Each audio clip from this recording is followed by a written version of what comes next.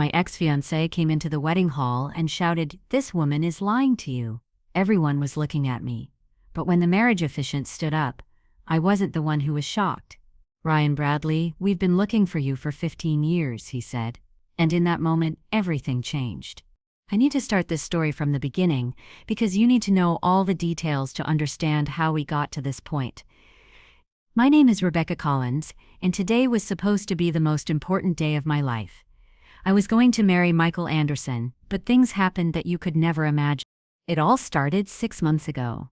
It had been 2 years since I met Michael, and he had finally proposed. I was so happy because I thought I had found true love after the painful experiences I had gone through in the past. That painful experience from the past was my 3-year relationship with Ryan Bradley. I met Ryan in college. He was very different back then, or at least he seemed that way. He was handsome, intelligent, and charismatic. He was a star student in law school, and everyone talked about him. I was studying business, and he captivated me the first time we met. "One day, I'll open my own law firm, Rebecca," he would say, his eyes sparkling. "And you'll be right there with me." I was with him for 3 years. When we got engaged, it felt like the world was ours. We were making wedding plans, talking about our future, looking for a house, until that night when I came home early. When I got home, I found him packing his bags. "Ryan, what's going on?" I asked, stunned. When he turned to me, there was a coldness in his eyes I had never seen before. "We're breaking up, Rebecca." "What do you mean we're breaking up? Why? What happened?" "This relationship isn't working. I have other plans." I remember how much I cried that night. 3 years together, engagement, future plans. Everything was gone in an instant. The most painful part was that he didn't even give an explanation. He just said, "I have other plans," and left. Over the years, I heard very little about him. A few friends mentioned that he had moved out of town and started a new job, but they didn't go into details. I had rebuilt my life. I sought psychological support, focused on myself, and dedicated myself to my career. And then I met Michael. Michael was completely different. He was calm, reliable, and honest. He worked at an engineering firm and had a pragmatic approach to life. He didn't have big dreams or flashy plans like Ryan, but he was sincere. He made me feel valued every day. I felt safe with him. The wedding preparations took 6 months. We planned every detail meticulously. The venue, the flowers, the menu, the music, everything was perfect. My family and friends were so excited. Michael's family loved us too. Everything seemed flawless. When I woke up on the morning of the wedding, I felt a strange uneasiness inside me. Maybe it was just normal wedding jitters, I thought. My best friend Sarah had come over to help me. "How are you feeling?" she asked, as she did my hair. "A little nervous, but fine," I said. "Michael is perfect. I'm so lucky." "Of course you are. You're finally finding the happiness you deserve after Ryan." Hearing Ryan's name made my heart ache. 5 years had passed, but the pain was still there. "Let's not talk about him today," I said. "You're right. Today is your day." When I put on my wedding dress, I looked at myself in the mirror. The white silk dress fit me perfectly, my makeup was flawless, and my hair was perfect. Everything was just as I had imagined. The wedding hall looked breathtaking. White roses, crystal chandeliers, elegant decorations. Our 150 guests had taken their seats. When I saw Michael standing next to the altar, my heart raced. He looked so handsome in his tuxedo. As I walked down the aisle with my father, everyone stood up. I saw happy faces, flashes were going off, and everyone was smiling. The closer I got to Michael, the more excited I became. The officiant, James Morrison, was my father's old friend. He had known them since childhood and was very happy to be officiating their wedding. "Dear guests," he began the ceremony, "we are gathered here today to celebrate the happy union of Rebecca Collins and Michael Anderson." Everything was going as planned. We recited our vows and exchanged rings. As I held Michael's hand, I felt so happy. I was leaving the pain of the past behind and starting a new chapter. "Michael Anderson, do you take Rebecca Collins to be your lawfully wedded wife?" James asked. "Yes," Michael said, his eyes sparkling. "Rebecca Collins, do you take Michael Anderson as your lawfully wedded husband?"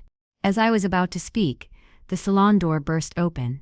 Everyone turned around, creating a commotion. And in that moment, I experienced the most shocking moment of my life. Ryan Bradley was standing at the door. Seeing him after 5 years was surprising enough, but his appearance shocked me even more. He used to be a well-groomed, handsome man. Now his hair was long, his beard was unkempt, and his clothes were wrinkled. The strangest thing was the look in his eyes. He used to be confident and determined. Now there was a strange helplessness in his eyes. "Ryan," I whispered.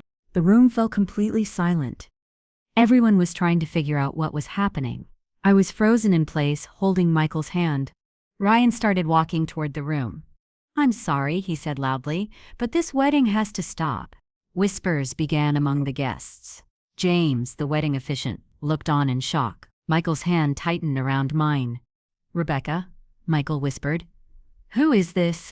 I couldn't answer. Ryan continued to approach. "Rebecca Collins," Ryan's voice echoed through the room. "This marriage is a mistake. Because you—" He paused, took a breath, then continued, "Because you're still mine." The room began to erupt. The guests were standing up, asking each other questions. Michael's face was red. "How dare you?" Michael said angrily. "I don't know who you are, but—" "I'm Ryan Bradley," Ryan interrupted. "I'm Rebecca's ex-fiancé." When he heard those words, Michael looked at me. "You never told me about him." It was true. I hadn't told Michael much about Ryan. I had only mentioned that I had had a bad relationship in the past. I didn't want him to relive that pain. "Michael, let's not talk about this now," I said. But Ryan continued, "Rebecca, you need to come with me. Because I have something very important to tell you." "Get out of here," Michael shouted. "This is our wedding." "No," Ryan said firmly. "This wedding isn't happening, because it's time for me to tell Rebecca the truth." "What truth?" I asked, in a trembling voice. Ryan came closer to me. The look in his eyes scared me. "The real reason I left you 5 years ago." My heart was racing. Was I finally going to find out the answer to the question I'd been wondering about for 5 years? "I had to leave you because—" Ryan paused, looked around at the crowd, then continued, "because your life was in danger." "What?" I whispered. "The people who were following me had started targeting you too. I had to leave to protect you." Michael interrupted. "You're lying. Who are you? What movie are you in?" Ryan gave Michael a stern look. "Don't mess with me, Michael Anderson. You wouldn't understand." "How do you know my name?" Michael asked in surprise. That's when Ryan said something that shocked everyone. "Because I've been following you for 6 months." The room fell completely silent. I was trying to grasp the meaning of those words. "What do you mean you've been following me?" I asked. "Meeting Rebecca wasn't a coincidence, Michael. I was the one who directed you to her." My legs started to shake. "What are you saying?" 2 years ago, I arranged the table you sat at in that cafe. I knew you would be there. I told Michael to go there at that time." Michael's face turned pale. "Impossible." "Remember, Michael," said Ryan. "Who called you that day? Who said my meeting was canceled? Wait for me at Starbucks." Michael's eyes widened. You were the one who made that call." "Yes." My knees felt like they were going to give out. Had the last 2 years of my life been a lie? Was my meeting Michael just a coincidence? "Why?" I asked, crying. "Why did you do this?" I saw regret in Ryan's eyes. "Because I wanted to protect you, but I also wanted to keep tabs on you. Michael was trustworthy. I knew you'd be safe with him." "Are you crazy?" Michael shouted. "You manipulated our relationship. How could you do something like this?" "Michael is right," I said, tears streaming down my face. "This is disgusting. How could you do something like this?" Ryan tried to approach me, but I stepped back. "Rebecca, please listen to me. You'll understand once you know the truth." "What truth?" I shouted. "What else are you hiding?" At that moment, the marriage officiant, James Morrison, stood up. He had a strange look on his face. He kept looking at Ryan. "I'm sorry," James said in a trembling voice, "but I know this man." Everyone turned to James. Fear appeared on Ryan's face. "What do you mean you know him?" my father asked. James pointed his finger at Ryan. This man, isn't this Ryan Bradley? Yes, Ryan said quietly. And in that moment, the words that came out of James's mouth completely shattered my world. Ryan Bradley, we've been looking for you for 15 years. The room was in complete chaos. Everyone was talking at once, asking questions. I stood frozen, staring at Ryan. James, what are you saying? My father asked. James' trembling hands pulled his phone out of his pocket. I need to call the police. This man is the person the FBI is looking for.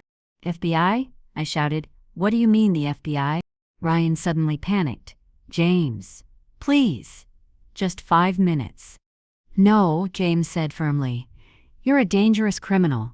You've been on the run for 15 years. What crime? Michael asked. The words that came out of James's mouth devastated me. Murder. At that moment, the room descended into complete chaos. Women were screaming, men were standing up, everyone was trying to escape. I couldn't stand still. Was the man I had loved for 5 years, the man I was engaged to, the man I planned to marry, a murderer? Ryan looked at me one last time. There was fear, regret, and a strange helplessness in his eyes. Rebecca, he said, nothing is as it seems. If you want to know the truth— James had already picked up the phone. 911. This is an emergency. I found Ryan Bradley. Ryan started running toward the door, but he stopped at the door and looked back at me one last time. Eastwood Motel, room 237. If you want to know the truth, be there tomorrow night at 9. But be careful, Rebecca. This story is much more complicated than you think. And with those words, he left the room. Police sirens could be heard in the distance. Michael held me in his arms. Rebecca, are you okay? That man is crazy. Don't believe what he said. But I could only think of one thing. Ryan had returned after 5 years, and now I had learned that he was a murderer. But he also said he was protecting me. My biggest question was, would I go to that motel tomorrow night? And more importantly, who was Ryan Bradley really? When we left the wedding hall, police cars had surrounded the area. When I heard they couldn't find Ryan, a part of me felt relieved, but that feeling was uneasy and made me even more uncomfortable. Michael and his family had seated me in the living room. Everyone was in shock, but I was the most affected. I hadn't taken off my wedding dress yet. My makeup was smudged and my eyes were red. What should have been the happiest day of my life had turned into a nightmare. Rebecca, my mother said, holding my hand, that man is clearly insane. Don't believe a word he said. Michael sat down next to me. Don't worry, my love. The police will catch him, and he won't bother you again. But I wasn't listening to them. My mind was stuck on Ryan's last words. Eastwood Motel, room 237. If you want to know the truth, be there tomorrow night at 9. Did I want to know the truth? Were the answers to the questions I'd been asking myself for 5 years hidden in that hotel? That night, I couldn't sleep at all. I kept thinking the same questions. Was Ryan really a murderer? Why had he tried to protect me? Had he really arranged for me to meet Michael? And most importantly, should I go to that motel? The next morning, I talked to Michael. He was also very shaken. Rebecca, everything that man said was a lie. Our meeting was a coincidence. I was sitting in that cafe because my meeting was canceled that day. What about the person who called? Michael paused. I thought it was from a coworker, but the voice didn't sound familiar, actually. A seed of doubt began to grow inside me. Michael, we have to be honest with each other. If he really set us up— What does it matter? Michael interrupted. We love each other now. That's what matters. He was right, but I wasn't at ease. I thought about Ryan all day. I remembered him at university. Was he really the type to kill someone? Back then, he was very kind and thoughtful, but maybe I never really knew him. At 8 p.m., I made up my mind. I was going to go to that hotel. I lied to Michael. I'm going to talk to my mom. We're trying to process what happened yesterday. The Eastwood Motel was in the outskirts of town. It wasn't very safe. My heart was racing as I drove there. What if it was a trap? What if Ryan was really dangerous? But my curiosity was stronger than my fear. When I arrived at room 2037, the door was ajar. A faint light was coming from inside. I knocked on the door. "Come in, Rebecca," said Ryan's voice. When I entered, I found him sitting at the table. There were piles of files, photos, and documents in front of him. He looked even worse than he did last night. "Thank you for coming," he said. "I know it's risky, but you had to hear my explanation." "Ryan, are you really a murderer?" He took a deep breath. "No, Rebecca, I'm not a murderer. But for 15 years, I've been made to look like one." I sat down next to him. "Tell me." Ryan opened one of the files. Inside were old photos. 15 years ago, I was an FBI agent. I was 23 years old and very young. I was one of the youngest agents in the Department of Justice. "You were an FBI agent?" I looked at him in disbelief. "Yes. My special assignment was to investigate organized crime. At the time, we were tracking a mafia leader named Vincent Torrino. He was a very dangerous man and was connected to many murders." Ryan showed me one of the photos. "This is Vincent Torrino, and this is his closest associate, Marcus Donovan." I looked at the photos. Vincent was a middle-aged man with a stern face. Marcus was younger but looked just as dangerous. During the investigation, we learned that Vincent was planning a big job. They were going to rob the city's largest bank, but something went wrong. "What happened?" Ryan's voice trembled. "They found out who I was. They realized there was a mole among them, and they discovered that I was the mole." Seeing the look of fear on his face made my heart sink. "Vincent sent his men to kill me, but I was waiting for them. I had to defend myself, and I killed Marcus Donovan." "So it was self-defense?" "Yes, but no one believed me. Vincent had people in the police. He fabricated evidence and found false witnesses. He accused me of killing Marcus in cold blood." Ryan opened another file. "Even the FBI didn't believe me. Because Vincent was very smart, he made me look like a bad agent." "How did you escape?" "I escaped before they could arrest me. I've been living under different identities for 15 years. I've been moving around constantly, hiding all the time." This story sounded absurd, but I could see the sincerity in Ryan's eyes. "What does this have to do with me?" Ryan opened the most shocking file. It contained my photos. "Rebecca, Vincent Torrino is still alive, and he still wants revenge on me. He found you 5 years ago." "He found me?" My voice was trembling. "Yes. His men had started following you. They thought they could find me through you." When I looked at the photos he took out of the file, my breath caught in my throat. Photos of me from college, photos of me in front of my house, photos of me shopping. "When were these photos taken?" 5 years ago. Right before I left you." I looked at the photos with trembling hands. Someone had been following me, taking photos of me, and I hadn't even noticed. "Is that why you left me?" "Yes. I had to leave to protect you. If you stayed with me, they would have killed you." "But why didn't you say anything?" Ryan's eyes filled with tears. "Because if I told you the truth, you wouldn't have believed me. And you might have thought I was one of Vincent's men." It made sense, but it was still very painful. "Where were you for 5 years?" "In different cities. I worked under different identities. But I never forgot you, Rebecca, and I never stopped following you." "What do you mean you never stopped following me?" Ryan showed me another file.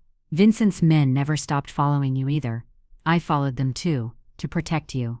There were photos of me in this file too, but they were more recent. Michael and me sitting in cafes, shopping together, walking together. "You were following our relationship too?" "Yes. And I saw that Michael was trustworthy. That's why I arranged for you to meet him." "This is horrible, Ryan. You manipulated my life." "I know, and I'm so sorry, but I had no other choice. Vincent's men are still around here. If they find you—" "What do you mean? They're still around here?" Ryan's face darkened.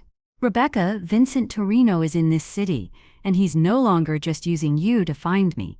"What is he planning? To kill you?" "Because that would be the greatest punishment for me." I stood up. This was too much. "Ryan, you're completely paranoid. You've been on the run for 15 years and you can't tell reality from fantasy anymore." "No, Rebecca, listen to me." But I didn't want to listen. I walked toward the door. "Rebecca, wait!" Ryan shouted after me. "Vincent's men are following Michael too." I stopped. "What?" "Michael is in danger right now. Because Vincent knows he's your fiancé." The phone was shaking in my hand. I wanted to call Michael, but something stopped me. Do you have proof? Ryan opened the last file. It contained photos of Michael, but these weren't photos of us together. They were photos of Michael alone, at work, in his car, at home. Did you take these photos? No, Vincent's men took them. I took photos of them. I felt like I was going to throw up. Both Ryan and Vincent's men were watching my life. Even Michael wasn't safe. So what do you suggest we do?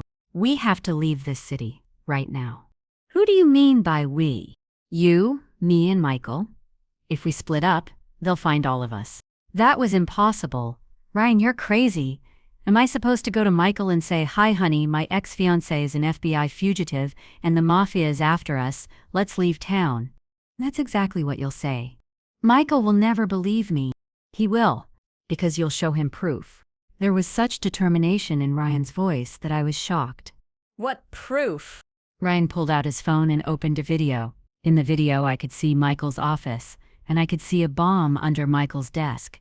My breath caught in my throat. What is that? Vincent's men planted a bomb in Michael's office today. Tomorrow morning when Michael goes to work, he closed the video. This isn't a joke, Rebecca. My hands were shaking. This couldn't be real. We have to call the police. The police have Vincent's men. We can't trust them. Then what do we do? Ryan opened the map. We'll warn Michael tonight and get him out of the city. I have a safe place. Where? Canada. Vincent can't get there. The plan was crazy, but Michael's life was in danger. We had no other choice. All right, I said, but we have to warn Michael first. Ryan looked at his watch. It's 10 o'clock.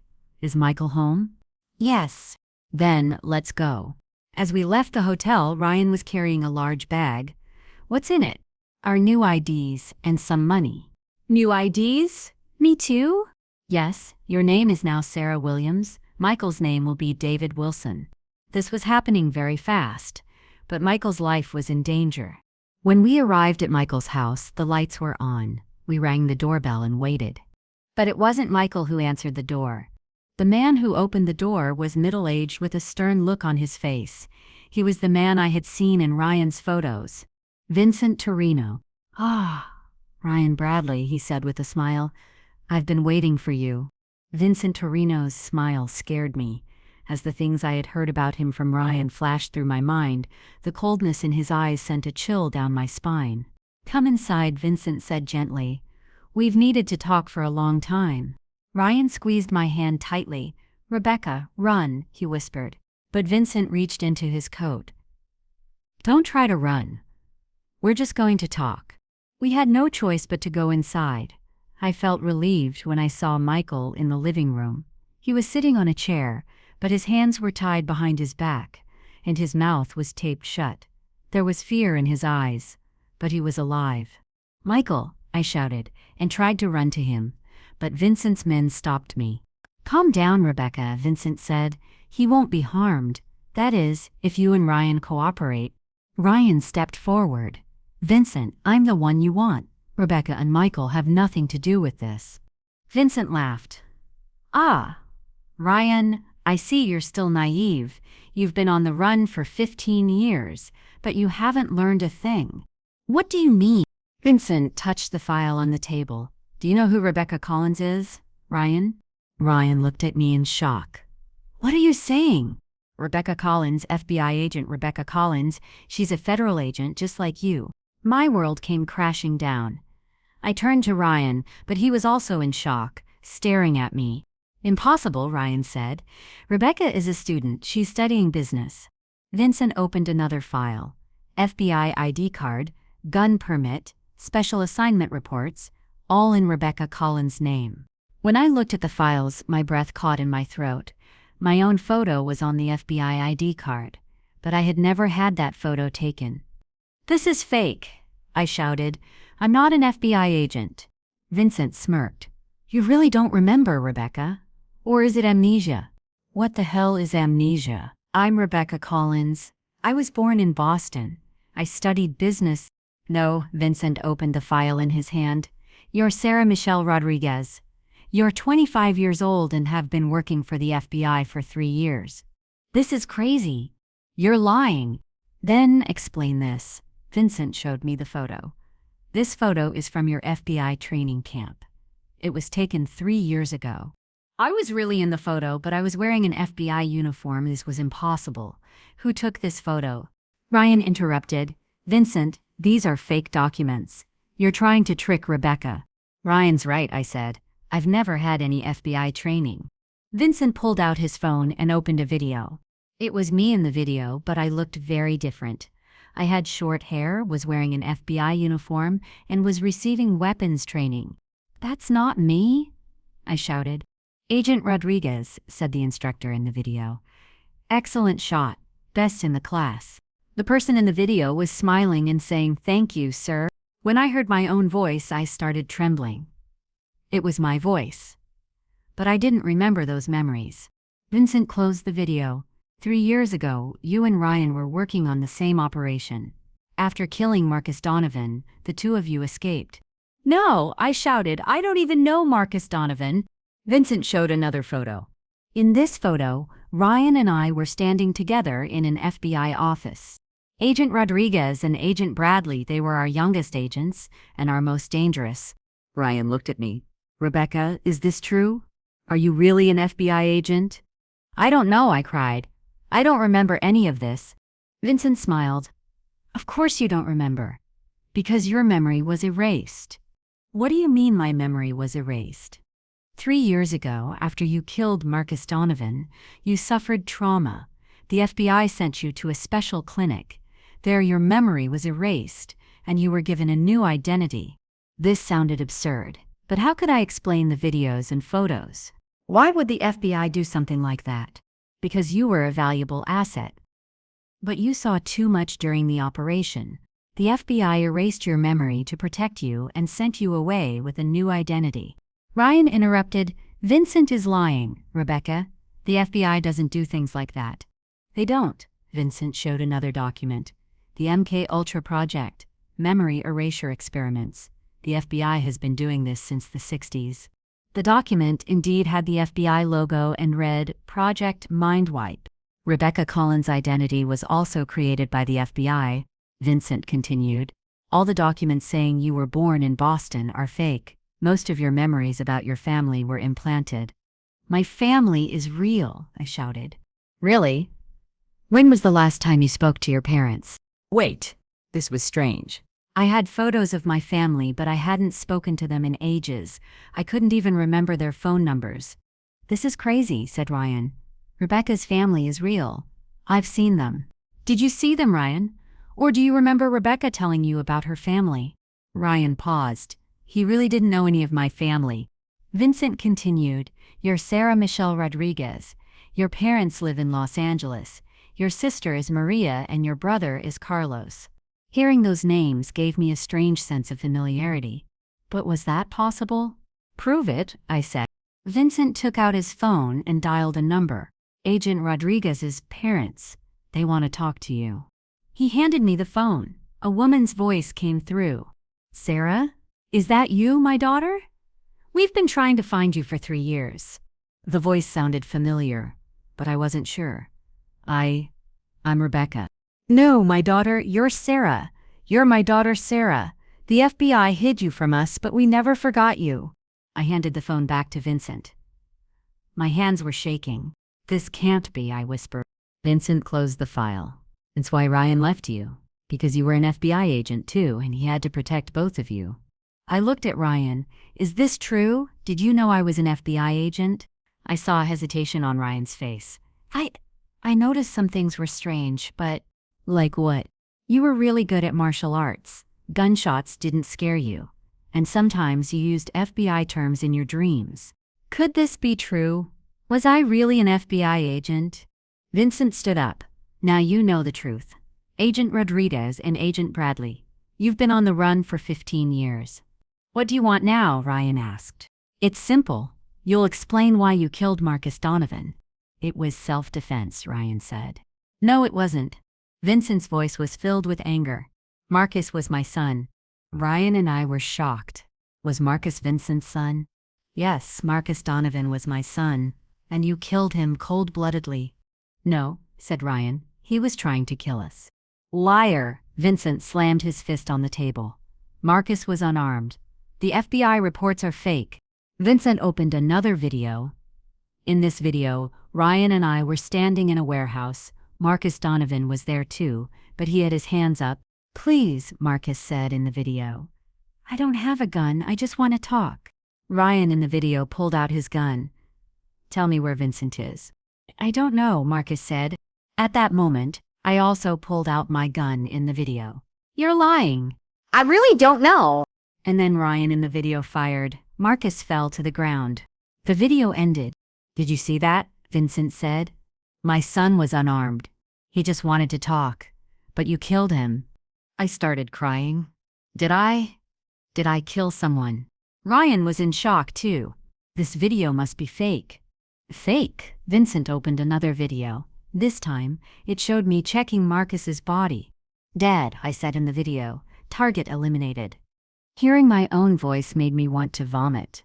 Had I really killed a person? Vincent closed the video. That's why I've been after you for 15 years. To avenge my son. Vincent, Ryan said. If this is true, I'm so sorry. But we were just doing our job. Was your job to kill an innocent man? Marcus wasn't innocent, Ryan said. He was working for your organization. Marcus was a cop. At those words, everyone froze. What? I whispered. Marcus Donovan was an undercover police officer. He was working to infiltrate the organization. Ryan's face turned white. Impossible. I've been investigating this for 15 years. The FBI gave you false information. Marcus wasn't a terrorist.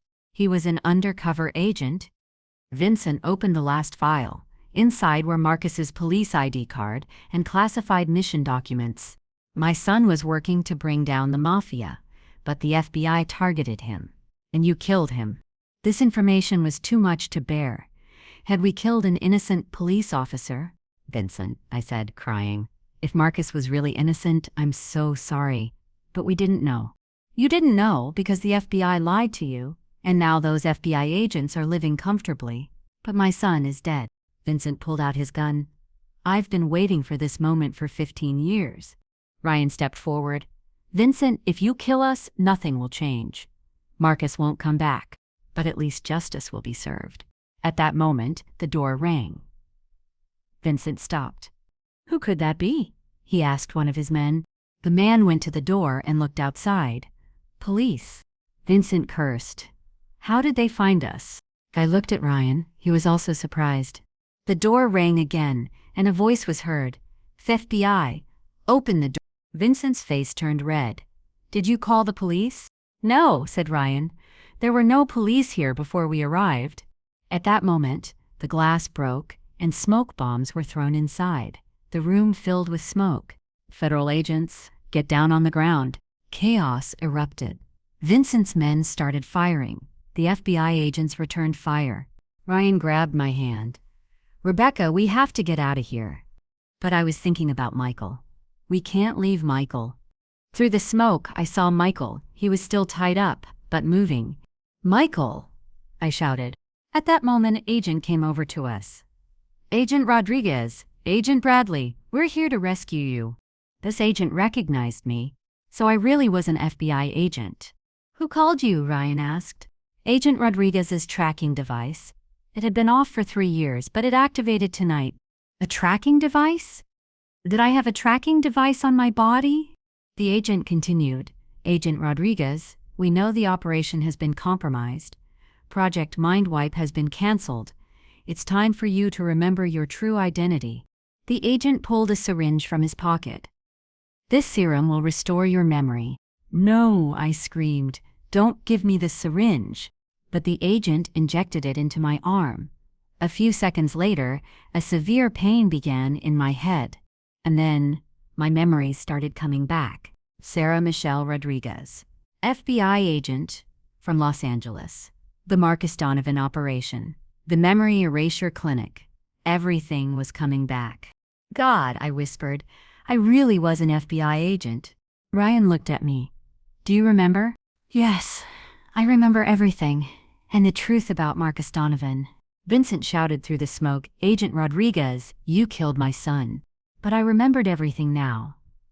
Marcus Donovan's last moments, his last words. Vincent, I shouted. I remember Marcus's last words. Everyone froze. He said something to me before he died. Tell Vincent, the real culprit was Peterson, he said. Vincent lowered his gun. Peterson? Yes, FBI agent Peterson.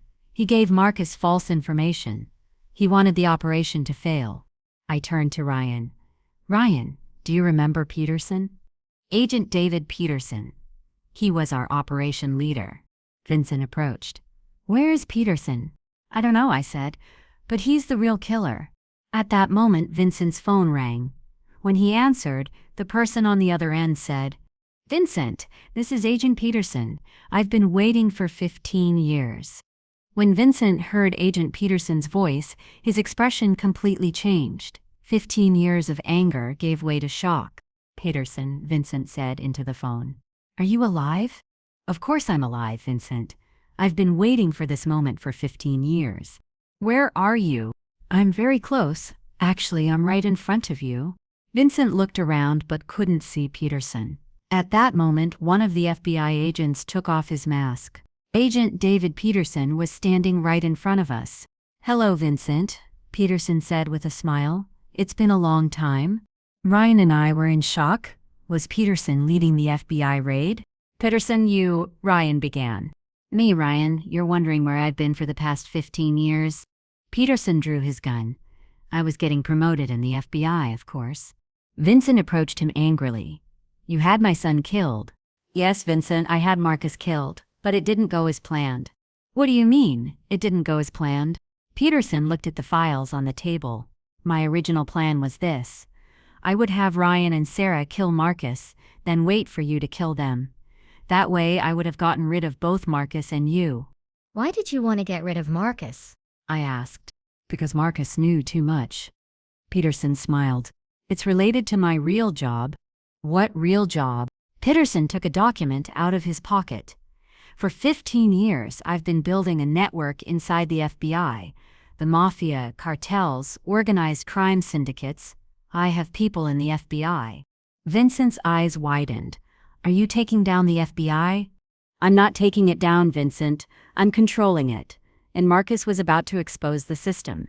Ryan interrupted. That's why you targeted Marcus. Yes. But I didn't expect you to escape. My plan was for Vincent to kill you. So what have you been doing for the past 15 years? Vincent asked. Peterson pulled out his phone and showed a list. I've placed my men in the highest positions of the FBI. Now half the bureau is under my control. This was terrifying. If there was such a large conspiracy within the FBI, we couldn't trust anyone. So what do you want now? Vincent asked. It's very simple. Sarah and Ryan must die, because they are my only evidence. What evidence? Marcus's last words. The things Sarah remembers. Peterson signaled to his other agents, kill them. But at that moment, Vincent intervened. Stop.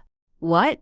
If Peterson has been manipulating the FBI for 15 years, then he's the real killer of my son. Peterson laughed. Vincent, don't you get it yet? I'm just the one using the brain. You're the ones doing the real work. What do you mean? Do you know how many FBI informants are inside your organization, Vincent? Vincent's face paled. What? Every FBI agent who has joined your organization in the last 15 years is my man. They're feeding you false information. Peterson opened another file. Every operation you've thought of, every plan, every move, I've been controlling it all. This information shook Vincent to his core. Impossible. The fact that you're even here right now is part of my plan, Vincent. I brought you here. How? The bomb in Michael Anderson's office wasn't real. It was a fake video. It was to bring you together with Rebecca and Ryan. Ryan and I looked at each other. We were trapped. What's your goal? Ryan asked.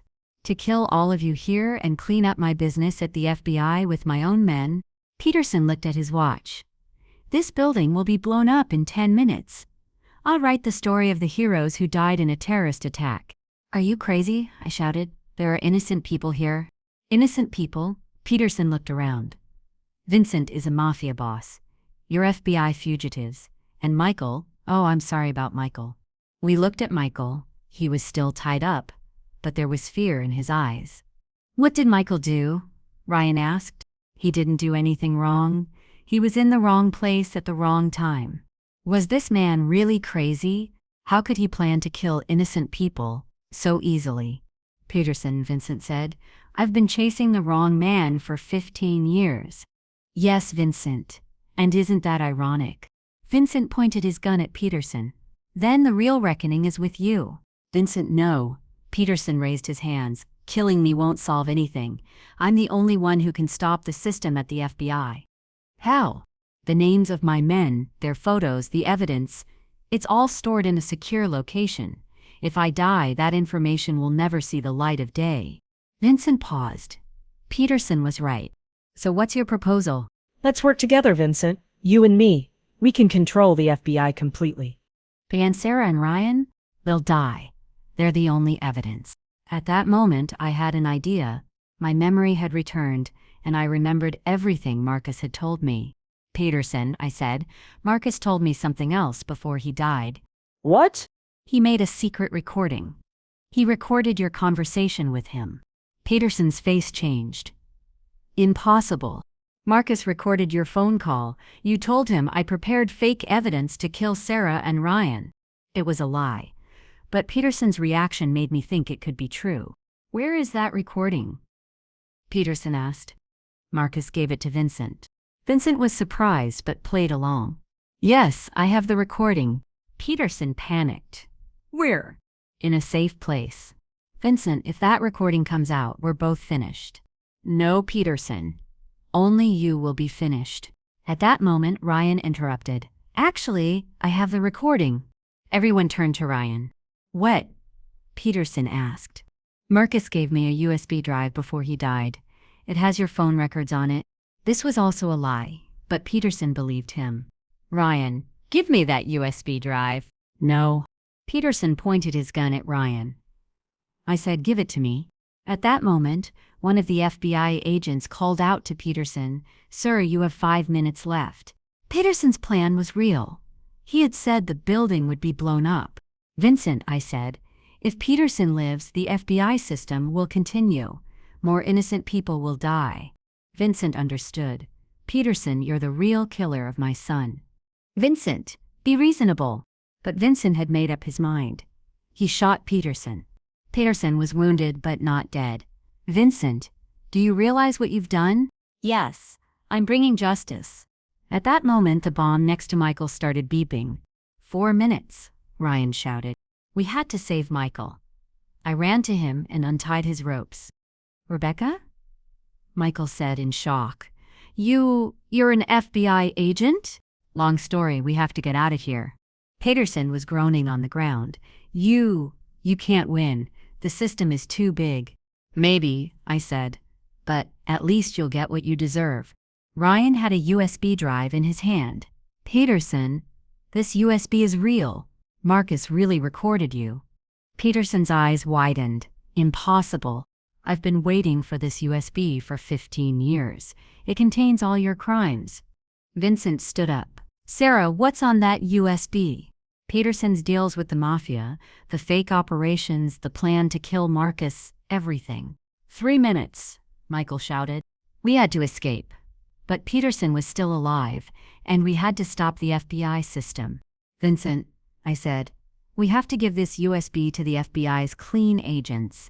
Which agents? If Peterson is right, half the FBI is his men. Ryan replied, Agent Sarah Mills, Internal Affairs. We can trust her. How are we going to get out of here and find Sarah Mills in 3 minutes? At that moment, Peterson groaned. You can't escape. The building is surrounded. Bombs everywhere. What do you mean everywhere? Vincent asked. Peterson tried to laugh. Not just here, the entire building. Domino effect. This was bad. Not just this apartment. The whole building was going to be blown up. 2 minutes. I ran to the window. When I looked outside, I could see FBI cars. But they were in danger too. Ryan, we have to warn the FBI cars. Ryan took out his phone and dialed 911. FBI department. Emergency. There's a bomb in the building. But the line went dead. The line's dead. Vincent interrupted. Let's go up to the roof. We'll get a signal from there. 1 minute. We all started running. We had to carry Peterson because we couldn't shut down the FBI system without him. As we were climbing the stairs, Michael asked, Rebecca, are you really an FBI agent? Yes, Michael. I'm sorry I didn't tell you the truth. That's not important right now, Michael said. I love you and it doesn't matter who you are. Hearing those words warmed my heart. At least Michael understood me. When we got to the roof, we dropped Peterson on the ground. Looking around, we saw FBI cars very close by. 30 seconds! Ryan cupped his hands around his mouth and shouted, FBI, there's a bomb in the building. Get out. The agents below looked up, but we didn't know if they understood. 15 seconds. Vincent grabbed Peterson. This is your last chance, Peterson. Give us the names of your men at the FBI. Peterson was bleeding from his mouth. The file, where? FBI basement. Code. 10 seconds! We all ran to the edge of the roof. The FBI agents below finally understood and began to move away from their vehicles. 5, 4, 3, boom! The explosion was so powerful it blew us into the air. Half the roof collapsed, but we were still alive. My ears were ringing, and I was in pain all over, but we were alive. Is everyone okay? Ryan shouted. I'm okay, I said. Me too, Michael said. He checked on Vincent Peterson. He's alive but badly injured. Fire trucks and ambulances were approaching from below. 30 minutes later, we were at the hospital. Peterson was in surgery, but he had told us where the FBI file was. Agent Sarah Mills came to talk to us. Agent Rodriguez, is there really evidence of Peterson's crimes on this USB drive? Yes, and Peterson told us where the 27 safe is. Sarah Mills nodded. This is going to be a huge scandal. We're going to have to clean house at the FBI. But at least it's the right thing, I said. Sarah Mills smiled. Agent Rodriguez, would you like to officially return to the FBI? The memory erasure project has been canceled. I looked at Ryan. I don't know what I want to do. I've been on the run for 15 years. You're both cleared? Marcus Donovan's death was Peterson's fault. You've been proven innocent. Vincent was waiting in the hospital hallway. I went over to him. Vincent, I'm so sorry. Marcus was a really good man. Vincent looked at me with tears in his eyes. I spent 15 years chasing the wrong people, but at least we found the real killer. Peterson will get what he deserves, and the FBI will be cleaned up. Yes, Marcus's soul will rest in peace. 2 hours later, the doctor arrived. Agent Peterson survived the operation. He will live, but he will be in the hospital for a long time. That was enough. Peterson was alive and would pay for his crimes. Michael came to me. Sarah, which name would you like me to call you? I smiled. Rebecca, I've lived with that name for 3 years. It's my real identity now. What about our wedding? I hadn't expected that question. Michael, after everything that's happened, do you still want to marry me? Of course, even if you weren't an FBI agent, even if you weren't amnesic, I love you. Ryan came over. Rebecca, I'm sorry too. I couldn't tell you the truth 5 years ago. Ryan, you were trying to protect me. I understand. So what are you going to do now? I had thought about this. I'm thinking of going back to the FBI, but not undercover this time, as a regular agent. Michael held my hand. I support you. You're an amazing agent. Ryan smiled. Then I think I'll go back to the FBI too. Agent Sarah Mills came over to us. I have great news. The names of 47 FBI agents were found in Peterson's safe. They're all being arrested. That's fantastic. And even better news, by the director's order, both of you are being promoted within the FBI. Agent Rodriguez, you're becoming a senior agent. Agent Bradley, you're becoming a senior agent as well. This was amazing news. The 15-year nightmare was finally coming to an end. A month later, Michael and I got married. This time, no one sabotaged our wedding. Ryan also came to our wedding and was very happy for us. Even Vincent came to the wedding. We had become good friends. He had also decided to go into legitimate work. When I started my job at the FBI, Agent Sarah Mills was my partner. We worked together to fight organized crime. Ryan also worked at the FBI, but in a different department. We saw each other from time to time and had become good friends. Peterson had been sentenced to 25 years in prison. The FBI system had been completely cleaned up. A memorial was erected for Marcus Donovan's family.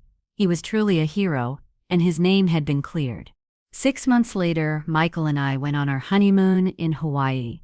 No one was following us. No one was manipulating our lives. Just two people who loved each other.